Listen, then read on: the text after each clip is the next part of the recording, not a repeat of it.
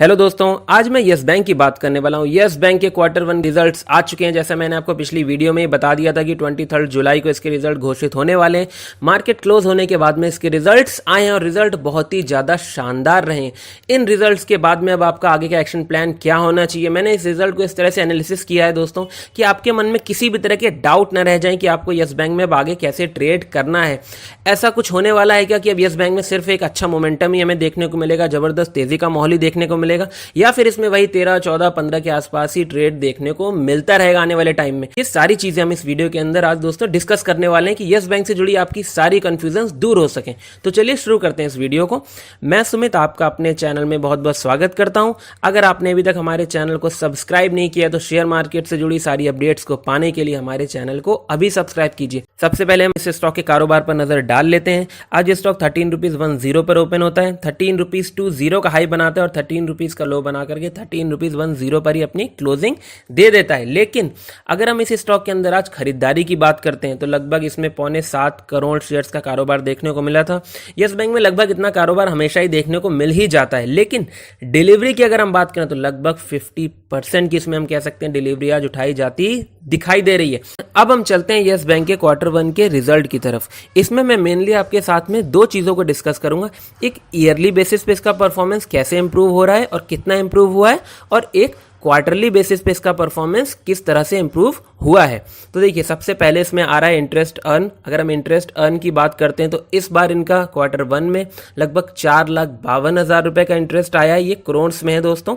इससे पहले क्वार्टर में 3,98,000 का था, और अगर हम ईयर ऑन ईयर बेसिस पर देखते हैं तो 5.5 लाख के लगभग था। अगर हम इनकी टोटल इनकम की बात करते हैं तो दोस्तों टोटल इनकम इनकी इस बार की बहुत ही शानदार दिखाई दे रही है। लास्ट क्वार्टर से लगभग 5,58,000 की है और इससे पहले क्वार्टर में 4,80,000 की थी, और अगर हम उससे पहले बात करते हैं तो 6,10,000 की थी। हालांकि ईयर ऑन ईयर बेसिस पे हमें गिरावट थोड़ी दिख रही है, लेकिन ओवरऑल अगर हम देखते हैं तो इनका परफॉर्मेंस काफी ठीक नजर आ रहा है लास्ट क्वार्टर के कंपैरेटिवली। इसके बाद में अगर हम इनके ऑपरेटिंग एक्सपेंसेस की बात करते हैं, क्योंकि ऑपरेटिंग एक्सपेंस जब तक कि नहीं निकलेगा, जब तक कि हमें समझ में नहीं आएगा कि इन्होंने कितना खर्चा वगैरह किया है और कितना उनको प्रॉफिट हुआ है।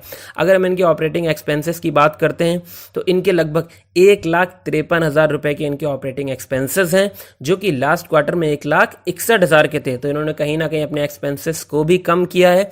इनकी जो टोटल इनकम आई है, मैंने आपके साथ में डिस्कस करी है, उसमें जो मेन इनकम इनमें जुड़ी है वो है अदर इनकम। आप देख सकते हैं इसमें लिखा हुआ है अदर इनकम इनकी है उसमें 1,05,000 के लगभग की, जो कि लास्ट क्वार्टर में और ईयर ऑन ईयर बेसिस पर भी बहुत ही ज्यादा शानदार है। इसमें लिखा है अदर इनकम में क्या है, रिफर नोट 2। तो हम रिफर नोट 2 करते हैं, जरा सा हम देखते हैं नोट 2 में क्या है। Other income includes fees and commission earned from guarantees, letters of credit, loans, financial advisory fees, selling of third-party products, earning from foreign exchange transactions, and profit and loss from sale of securities। तो ठीक तरह से आइए, कोई इन्होंने अपना office या कुछ भी सोल्ड आउट नहीं करा है कि उनको वहां से पैसा मिला हो। तो ओवरऑल इनकी टोटल इनकम भी सही आई है, इनके एक्सपेंसेस भी घटे हैं। अगर हम इनके टोटल एक्सपेंडिचर्स की बात करते हैं तो इनके टोटल एक्सपेंडिचर्स इस बार के 4,66,000 के आसपास रहे हैं। इससे पहले क्वार्टर में 4,62,000 के आसपास थे, और अगर हम ईयर और ईयर बेसिस पे बात करते हैं तो हमें उसमें कमी नजर आ रही है। 2020 की बात करते हैं तब 4,95,000 के आसपास के थे। अब हम अगर इनके ऑपरेटिंग प्रॉफिट पर आ जाते हैं दोस्तों, अगर हम इनके ऑपरेटिंग प्रॉफिट की बात करते हैं तो ऑपरेटिंग प्रॉफिट इनका बिफोर प्रोविजंस एंड कॉन्टीजेंसीज की बात कर रहे हैं हम, पहले लगभग 92,000 का है। इससे पहले लगभग 18,000 का था। बहुत ही ज़्यादा इसमें बदलाव हमें देखने को मिला है, बहुत ही ज़बरदस्त उछाल देखने को मिला है। उसके पीछे का कारण क्या है हम ऑलरेडी पहले भी डिस्कस कर चुके हैं, लेकिन मैं अभी आपको फिर से बताऊंगा। इससे पहले अगर हम बात करें तो लगभग 1,14,000 का था। अब हम आ जाते हैं मेन पार्ट पर, जो है इनका नेट प्रॉफिट। दोस्तों इस बार इनका नेट प्रॉफिट है 20,000 करोड़ से ज्यादा का, और उसका कारण है इनकी प्रोविजनिंग, जो कि इस बार मात्र 64,443 के लगभग की रही है। जो पिछले क्वार्टर में लॉस का मेन रीजन था वो था प्रोविजनिंग। इसी वजह से इनको जो लॉस टोटल हुआ था वो था 3,78,000 के लगभग का। अगर हम ईयर ऑन ईयर बेसिस पर देखते हैं तो बहुत ही जबरदस्त उछाल देखा जा सकता है।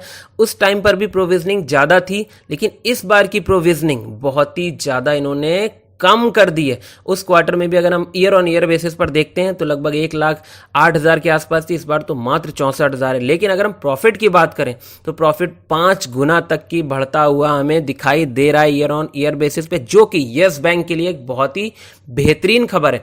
हम अगर ये कहेंगे कि लास्ट टाइम इन्होंने प्रोविजनिंग बढ़ाई थी तो फिर इनका पिछली बार लॉस हुआ था, इस बार इन्होंने प्रोविजनिंग कम कर दी है इसलिए फायदा हुआ है। दोस्तों, इन्होंने पिछली बार जो प्रोविजनिंग करी थी उन्होंने उसमें बहुत सारी अपनी चीजों को कवर कर लिया था, इसलिए उन्होंने इस बार अपनी प्रोविजनिंग को डाउन किया है। और प्रोविजनिंग डाउन करा है इसका मतलब ये भी है कि अपने एनपीए को, जो कि एनपीए का मेन इश्यू है, इसको लेकर भी जो बड़े टारगेट्स रखे थे या उन्होंने जो पैसा उनका जो प्रोविजन में आना था उन सबको घटा करके अब बताया है। तो पिछली बार वो ऑलरेडी इतनी प्रोविजनिंग कर चुके हैं तो इस बार इतनी जरूरत ही नहीं थी कि प्रोविजनिंग वो करते। अच्छा, इस प्रॉफिट के बाद में 20,000 करोड़ के प्रॉफिट के बाद में यस बैंक में और एनपीए को लेकर के क्या चेंज आया है, क्योंकि यस बैंक का मेन इशू जो हमेशा से रहा है वो एनपीए का है।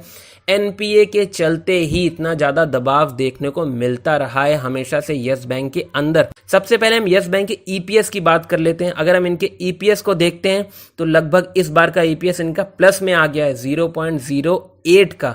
इससे पहले तो ब्रैकेट में आ रहा है, मतलब कि माइनस में आ रहा है इनका ईपीएस, और माइनस में आने का मतलब तो सबके सामने आ ही चुका है। प्रोविजनिंग की वजह से पूरी इनकी बैलेंस शीट लास्ट टाइम की खराब हो गई थी। तो ओवरऑल इनका ईपीएस भी बहुत बेहतरीन हमें देखने को मिला है। अब हम आ जाते हैं एनपीए पर। अगर हम इनके ग्रॉस एनपीए की बात करते हैं इस टाइम पर तो लगभग इनका ग्रॉस एनपीए आ रहा है 2,85,000 के लगभग का, जो कि पिछली बार की कंपैरिजन में बहुत थोड़ा सा कम है, लेकिन उससे इतना इम्पैक्ट नहीं आएगा। लेकिन हम ओवरऑल अगर देखते हैं चीज़ों को तो इनका परफॉर्मेंस बहुत बढ़िया नज़र आ रहा है। अगर हम इनका परसेंटेज में ग्रॉस एनपीए देखें तो 15.60 का है। इससे पहले जो था वो 15.41 का था। ईयर ऑन ईयर बेसिस पर ये अच्छी खबर है यस बैंक के लिए कि उसमें अच्छी खासी गिरावट हम देख सकते हैं परसेंटेज के तौर पर, जो कि 17.30 से 15.60 हमें दिखाई दे रही है। लेकिन नेट एनपीए में हमें थोड़ी सी बढ़त दिखाई दे रही है 5.78 की, जो कि लास्ट क्वार्टर से थोड़ी सी कम है लेकिन ईयर ऑन ईयर बेसिस पर ज्यादा है। तो यस बैंक के ओवरऑल अगर हम रिजल्ट को समझने की कोशिश करें तो समझ में यही आता है कि यस बैंक प्रॉफिट में है। लेकिन आपको यस बैंक के अंदर निवेश कैसे बनाना है, या यस बैंक में क्या ये सिलसिला अब जारी रहेगा, या यस बैंक क्या बन गया, यस बैंक में क्या आप जबरदस्त तेजी बन जाएगी, ये कहना अभी से गलत होगा। कुछ चीजें मैं और आपके साथ में डिस्कस करूंगा, उसके पहले मैं इनकी आपको अर्निंग के सोर्सेस बता देता हूं, थोड़े से प्रॉफिट एंड लॉस को हाईलाइट कर देता हूं थोड़ा। अगर हम इनके नेट इंटरेस्ट इनकम की बात करते हैं तो इस बार इनके Q1 में लगभग 1,402 करोड़ के हैं। इससे पहले अगर हम बात करें तो 987 करोड़ के थे। अच्छा खासा हमें इसमें उछाल देखने को मिल रहा है। नॉन इंटरेस्ट इनकम की बात करते हैं तो लगभग 1,056 है ये करोड़ में दोस्तों, और इससे पहले 816 करोड़ था। तो टोटल अगर इनकी नेट इनकम की बात करें तो लगभग, जैसा मैंने आपको बताया था पिछले इनके रिजल्ट में भी, लगभग 2400 करोड़ के आसपास के हैं। और इनका ऑपरेटिंग प्रॉफिट जो है वो भी मैं आपके साथ में डिस्कस कर चुका हूं। पिछली बार के कंपैरिजन में तो बहुत जबरदस्त उछाल है।